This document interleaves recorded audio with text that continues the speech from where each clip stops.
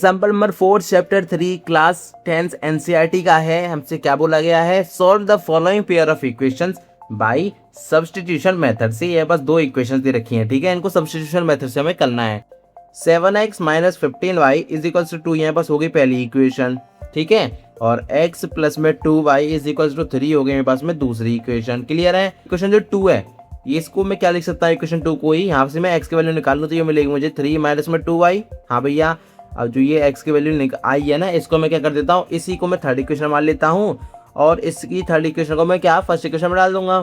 तो substitute equation third to equation second, ठीक है भैया। तो क्या हो जाएगा, जिससे x की जगह डालनी है पूरी वैल्यू, तो 7 इंटू 3 माइनस के 2y minus 15y is equal to 2 हो जाएगा। हाँ भैया, यहाँ से इसको सिंप्लीफाई करते मल्टीप्लाई कर लेते तो 21 माइनस में 14y माइनस में 15y इज इक्वल टू हो गया 2, ठीक है। तो ऐसे अगर मैं देखूँ तो 21 माइनस में 29y, ये पास कितना आ रहा है, ये 2 आ रहा है। और यहाँ से अगर मैं देखूँ तो माइनस के 29y इज इक्वल टू कितना हो रहा है, 2 माइनस की 21। तो फाइनली अगर मैं y की वैल्यू निकालना चाहूँ तो ये मुझे मिल रही है 19/29।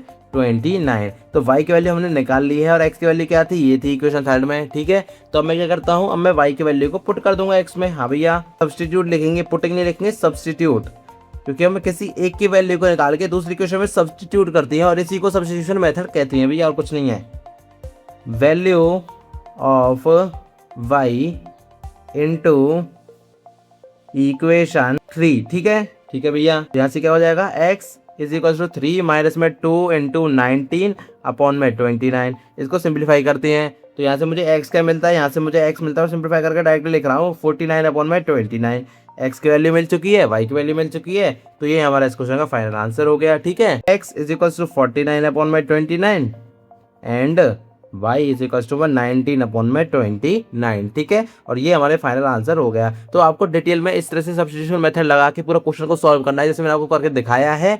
लेकिन कैलकुलेशन आपको ऐसे गायब नहीं करनी है, आपको पूरा यहाँ पे करके दिखाना है, एक स्टेप बाय स्टेप, ठीक है। बोर्ड एग्जाम में आपको एक ही चीज करके दिखानी है, क्योंकि एग्जाम में स्टेप बाय मार्किंग होती है। जितने आप अच्छे से स्टेप्स एलेबोरेट करके लिखोगे तो आपको उतने अच्छे मार्क्स मिलेंगे, कहीं पे भी अगर कोई भी मार्क नहीं कटेगा, ठीक है।